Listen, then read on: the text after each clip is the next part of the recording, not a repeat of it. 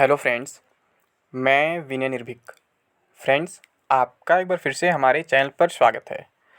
तो friends, RRB NTPC revise result नया formula confirm हो गया। जी हाँ फ्रेंड्स, जैसा कि मैं आप लोगों को लगातार बता रहा था कि मुझे समझ में नहीं आ रहा है कि ये लोग करना क्या चाहते हैं। बोल रहे हैं कि हम लेवल वाइज भी रिजल्ट देंगे और यूनिक कैंडिडेट्स भी रखेंगे 20 टाइम्स, जो कहाँ से पॉसिबल हो पाएगा समझ में नहीं आ रहा था।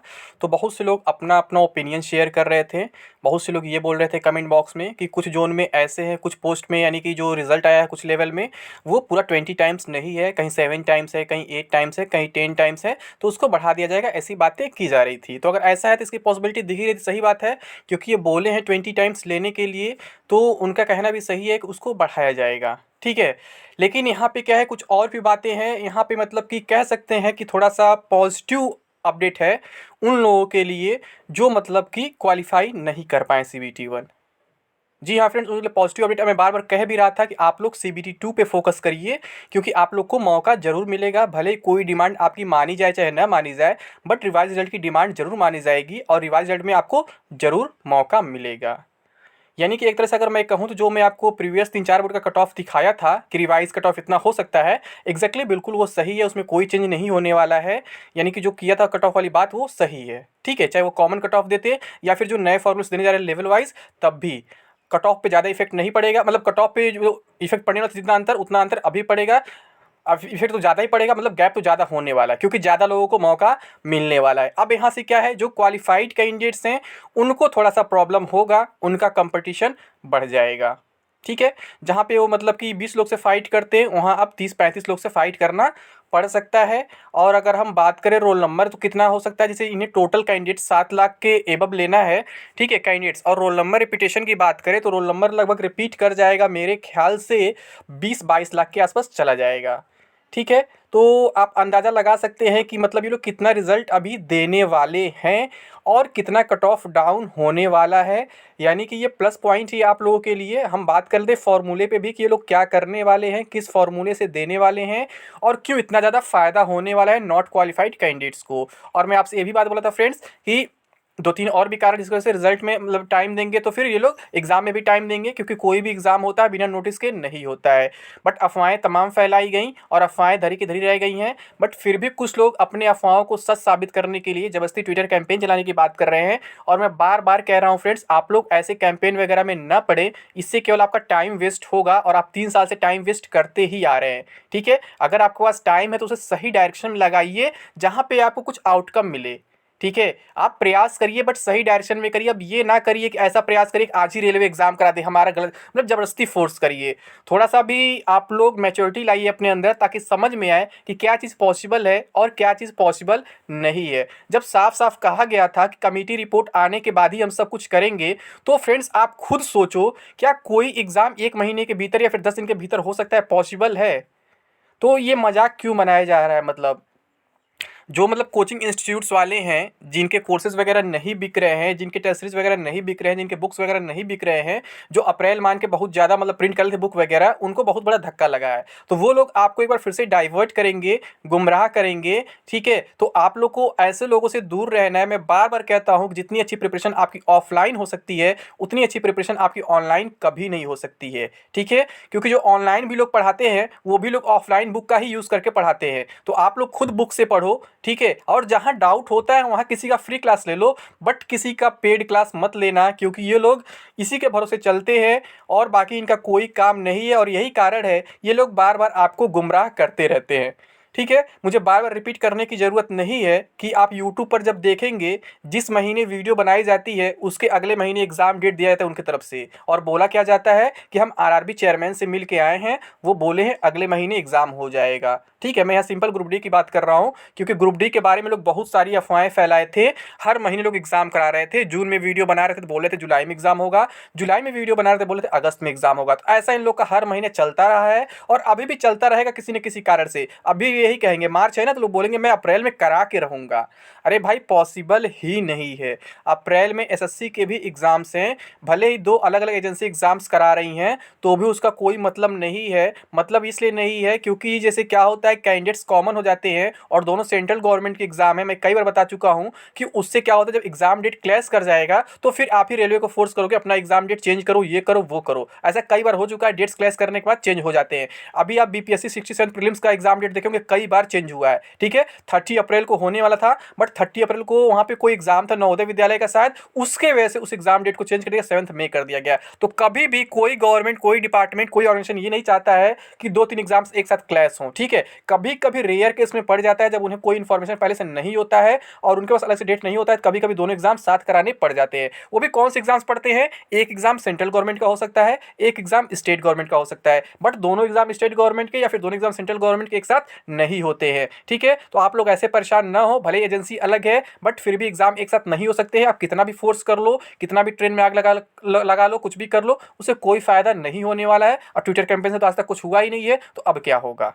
ठीक है, ट्विटर कैंपेन का मैं हमेशा विरोध किया हूँ, अभी भी करूँगा और आगे भी करता रहूँगा, क्योंकि इससे केवल आपका टाइम वेस्ट होगा और वो लोग केवल फेमस होंगे। यूट्यूब के साथ साथ वो क्या होगा, ट्विटर पर भी फेमस हो जाएंगे, अपने मतलब वहाँ पे भी अपने फॉलोअर्स वगैरह बढ़ा लेंगे। बाकी आपको वहाँ पे कुछ मिलने वाला नहीं है, क्योंकि ट्विटर पर आप देखते हैं डेली कुछ ना कुछ चलता ही रहता है, कुछ ना कुछ ट्रेंड करता ही रहता है। तो एक दिन आपका भी ट्रेंड कर जाएगा मामला, तो उससे क्या हो जाएगा, बस मीडिया में आ जाएगा। लेकिन आपको मालूम है कि जब तक कोई बात पब्लिक में नहीं पहुंचती डायरेक्टली, तब तक उसका इफेक्ट नहीं पड़ता है। आप फिजिकल प्रोटेस्ट एक दिन किए, उसका इफेक्ट सबके सामने दिखा। ठीक है, तो ये चीज़ तरीका होता है। मैं कह रहा हूँ ना, प्रयास करिए बट सही डायरेक्शन में करिए। ऐसे गलत डायरेक्शन में आप प्रयास करेंगे तो कभी भी आपको सक्सेस नहीं मिलने वाला है। अब सपोज दैट आप एनटीपीसी सीबीटी 2 का ही प्रिपरेशन कर रहे हैं, आप बोल रहे हैं मैं इतना बुक पढ़ रहा हूँ, उतना बुक पढ़ रहा हूँ। भैया बस सिलेबस तो देख लो क्या पढ़ना है। आप कुछ भी पढ़ लोगे, बोलोगे मैं प्रयास तो कर रहा हूँ, पढ़ तो रहा हूँ 10-10 घंटे, ऐसे नहीं होता है। किसी भी चीज़ में स्मार्टनेस की जरूरत होती है, इसीलिए कहते हैं हार्ड वर्क के साथ साथ स्मार्ट वर्क जरूरत होता है। ठीक है, तो आप सिलेबस पैटर्न चेक नहीं करोगे, कुछ भी पढ़ते जाओगे गधों की तरह, तो उसका कोई रिजल्ट नहीं निकलेगा ना। ऐसे आप लोग गधों की तरह ट्विटर कैंपेन चलाते हो, जबकि आप जानते हो ट्विटर कैंपेन से कभी भी कोई काम नहीं होने वाला है। रेलवे की जिम्मेदारी कभी भी नहीं होती है ट्विटर पर उसके खिलाफ क्या किया जा रहा है, क्या नहीं किया जा रहा है। ठीक है, रेलवे को तभी असर पड़ेगा जब आपको उसको फिजिकली कुछ बताएंगे, डायरेक्टली सामने से मिलकर कुछ बताएंगे, उसके किसी काम में बाधा डालेंगे। और बाधा का मतलब ये नहीं होता कि अनकॉन्स्टिट्यूशनल वर्क करे, ट्रेन में आग लगा दे, ऐसा काम नहीं करना है। उतना करिए जितना आपको छूट मिला संविधान की तरफ से, उतना इस्तेमाल करिए, ज़्यादा कुछ मत करिए, तो उसका इफेक्ट दिखेगा। ठीक है, तो ऐसे नहीं करना चाहिए, आपको गलत डायरेक्शन में वर्क नहीं करना चाहिए। तो उम्मीद करता हूँ अब आप लोग किसी ट्विटर कैंपेन में पार्टिसिपेट नहीं करेंगे, क्योंकि ऐसे फालतू लोगों से दूर रहना आपका ही भलाई है, मुझे कहने की जरूरत नहीं है। और जो लोग ट्विटर कैंपेन का सपोर्ट कर रहे हैं, जो भी यूट्यूबर्स हैं, आप देख लीजिएगा किसी न किसी का प्रचार कर रहे हैं और उन्हीं के प्रचार की वजह से लोग अफवाह पहले से फैला रहे थे। ठीक है, कोई टेक्स्ट बुक का शायद 6 अप्रैल तक चल रहा था कोई कोर्स ना, तो उसको लोग बेच रहे थे। और यही कारण है, लोग बोल रहे थे कि मतलब कि मार्च में एग्जाम होगा या फिर अप्रैल में एग्जाम होगा मैक्सिमम। ठीक है, ताकि उसका कोर्स बिक जाए, उसका टेस्ट सीरीज बिक जाए। मैं क्या बोला था फ्रेंड्स, अभी नहीं होने वाला है। मैं इकलौता था पूरे यूट्यूब पे, मैं आपसे बार बार कह रहा था कि आपका एनटीपीसी सीबीटी 2 जो है जून में होगा और ग्रुप डी जुलाई या फिर उसके बाद भी जा सकता है। बार बार मैं रिपीट किया हूँ। ठीक है, और इससे पहले मेरी कई बातें सही हुई हैं, मुझे बताने की जरूरत नहीं है। मैं बोला था कि रिवाइज रिजल्ट जरूर आएगा, जबकि बहुत से लोग हार मान चुके थे, बोले थे रिवाइज रिजल्ट नहीं आएगा। ठीक है, मैं बस एक बात कहता कॉमन कट ऑफ की, क्योंकि कॉमन कट ऑफ की बात रेल मंत्री साहब खुद किए थे। बट 10 तारीख के रिजल्ट आने के बाद ये लोग अपना थोड़ा सा माइंडसेट चेंज कर दिए और कॉमन कट ऑफ की जगह लेवल वाइज ही कट ऑफ दे रहे हैं। तो भी इससे आपको कोई नुकसान नहीं हो रहा है, फायदा ही होगा, आपको मौका ही मिलेगा। ठीक है, तो हम समझ लेते हैं अब रिजल्ट कैसे आएगा, इसका नया फॉर्मूला क्या है जिसका मतलब फायदा आपको मिलने वाला है। ठीक है, तो ये जब आप देखेंगे, ये जो पहला पॉइंट लिखा हुआ है 20 times unique candidates will be shortlisted with pay level wise for second stage computer based test CBT for CEN 01 2019 NTPC. तो यहाँ पे क्या लिखा, 20 टाइम्स और यूनिक कैंडिडेट्स लिखा हुआ है। ठीक है, पे लेवल वाइज भी निकालेंगे ये।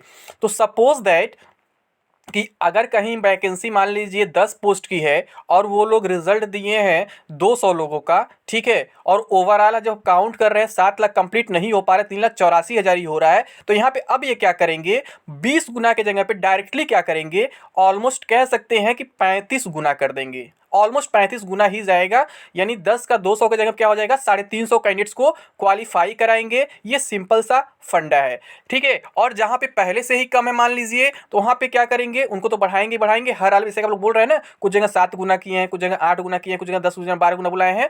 तो वो पहले क्या करेंगे, इनको तो 20 गुना 25 गुना करने का प्रयास करेंगे। और फिर अगर 35 गुना करने में ज्यादा कैंडिडेट्स हो जा रहे हैं टोटल 20 गुना से, तो 35 से कम कर 30 गुना भी कर सकते हैं। क्योंकि आप लोग बोल रहे हैं कि 20 गुना हर जगह नहीं लिया गया, हर लेवल पे हर बोर्ड में नहीं लिया गया। तो अगर ऐसा है तो क्या करेंगे, जहाँ पे पहले से कम लिया गया है, अगर कोई 7 गुना है तो उसको पहले वो 25 गुना करके चेक करेंगे। ठीक है, जब 25 गुना करेंगे और फिर जो 20 गुना उसको 25 गुना करेंगे, अगर इतना करने से टोटल कैंडिडेट्स यूनिकली मतलब 7 लाख हो जा रहे हैं तो फिर बस वही रिजल्ट तैयार हो जाएगा। यानी कहने का सेंस ये है, उनको ज़्यादा फायदा है जहाँ पे जिस बोर्ड में जिस लेवल में कम कैंडिडेट्स पहले से ही बुलाए गए हैं। ठीक है, यानी जहाँ को जिनको पहले से नुकसान हुआ है उनको भी अब फायदा मिल जाएगा। यानी अब किसी के साथ भेदभाव नहीं होगा, जो भेदभाव हुआ था कि मेरे बोर्ड में कम कैंडिडेट्स को बुलाया गया है, आपके बोर्ड में अधिक कैंडिडेट्स को बुलाया गया, मेरे 7 गुना को बुलाया गया, आपके 20 गुना बुलाया गया है, तो ये भेदभाव अब नहीं रहने वाला इस रिवाइज रिजल्ट से। ठीक है, यही सब भेदभाव का ही कारण था कि रेलवे को रिवाइज करना पड़ा रिजल्ट, और मैं बोल रहा था बार बार रिजल्ट रिवाइज होगा। ठीक है, तो जहाँ 7 गुना है, अगर मैं मान लूँ कि ऐसे ही वाकई में अलग अलग हुआ है तो पूरा 35 गुना तो नहीं जाएगा मुझे लगता है, क्योंकि 7 गुना को जो 20 गुना 25 गुना कन्वर्ट करेंगे तो अपने आप 7 लाख कैंडिडेट्स पहुंच जाएंगे। तो मेरे ख्याल से लगता है कि 25 से 30 गुना रिजल्ट ये लोग दे सकते हैं लेवल वाइज, जो ओवरऑल 20 गुना बन जाएगा, यानी 7,06,000 के आसपास कैंडिडेट्स मिल जाएंगे। तो अब इससे आप अंदाजा खुद लगा सकते हैं कि जब 20 गुना मतलब बोलना है उनको, बोल रहे हैं वो, बट यूनिक अब 20 गुना कह रहे हैं, तो ये लोग 25 गुना 30 गुना अगर हर लेवल में ले लें तो आराम से क्या होगा, आपका रिजल्ट जो है आ जाएगा, आपको मौका भी मिल जाएगा और 7 लाख यूनिक कैंडिडेट्स भी हो जाएंगे। बट यहाँ पे मामला अब ये है कि कहीं बीच में कोर्ट केस का मामला ना आ जाए, क्योंकि जो सेलेक्टेड कैंडिडेट्स है वो शुरू से प्रिपेयर थे, बार बार बोल रहे थे कि अगर कोई नोटिस आता है या फिर रिवाइज रिजल्ट आता है तो हम तुरंत कोर्ट जाएंगे, क्योंकि हमारे एडवोकेट, हमारे डॉक्यूमेंट सब कुछ रेडी है। और रेलवे जो किया है बिल्कुल नोटिफिकेशन के अकॉर्डिंग किया है। रेलवे से अगर अचानक चेंज करेगा प्रेशर के वजह से तो हम भी प्रेशर डाल सकते हैं, फिजिकली भी डाल सकते हैं, या फिर हम मतलब लीगल प्रेशर भी डाल सकते हैं। तो आगे देखिए क्या होता है। और यही सब कारण के उसमें आपसे बोला था फ्रेंड्स कि रेलवे इतना जल्दी कोई फैसला नहीं लेगा, जो लेगा सोच समझ के लेगा, और जून से पहले कोई एग्जाम नहीं करा पाएगा, क्योंकि उसे भी डायरेक्ट कोर्ट केस वगैरह हो सकता है। ठीक है, तो अगर कोर्ट केस वगैरह होता है, भर्ती फंसती है, तो हो सकता है जून में भी एग्जाम ना हो पाए। सिंपल सी बात है, भले ऑफिशियल नोटिस आ गया है। मैं बार बार कहता हूं, कोई भी एग्जाम हो, कोई भी गवर्नमेंट प्रोसेस हो, अपने टाइम से लेट हो सकता है, बट पहले नहीं हो सकता है किसी भी कीमत पर। ठीक है, तो आप लोग पहले की उम्मीद बिल्कुल ना करें, मार्च अप्रैल की उम्मीद बिल्कुल ना करें। अगर कोई कोर्ट केस नहीं होता है, भर्ती प्रोसेस सिंपली आगे बढ़ जाता है, तो आपका जो CBT 2 जून में हो जाएगा और एक जो लेवल 6 का एग्जाम है वो मई में हो जाएगा। ठीक है, और ग्रुप डी एग्जाम अभी जून जुलाई में जो पॉसिबिलिटी अभी काफी कम दिख रही है, क्योंकि उसमें साफ साफ लिखा भी हम प्रयास कर रहे हैं, क्योंकि अभी बहुत सारे काम करने इसी को जो टाइम लेगा। ठीक है, और इसे NSEIT है, NSEIT के पास इतना अच्छा एक्सपीरियंस नहीं है, इतना अच्छा मैन पावर नहीं है कि वो इतना फास्ट प्रोसेस कर सके। अगर TCS रहता तो इतना दिन में मैनेज कर लेता शायद, बट TCS का है ऑलरेडी बिजी है। ठीक है, वैसे ग्रुप डी का मामला है, मैं अलग से वीडियो बना दूंगा, क्योंकि आप लोग बार पूछ रहे हैं जुलाई में हो जाएगा नहीं, जुलाई में हो जाएगा नहीं। ठीक है, कुछ यूट्यूबर्स जो है अभी मार्च अप्रैल चिल्ला रहे थे, अब वो अगस्त का भी चिल्लाने लगे हैं, तो उनका चिल्लाना काम है। आप लोग अपने काम पे फोकस करो, केवल अपने एग्जाम के प्रिपरेशन पर फोकस करो। ठीक है फ्रेंड्स, तो उम्मीद करता हूँ ये बात क्लियर हो गई होगी। तो अभी के लिए बस इतना ही। Thank you. जय हिंद, जय भारत।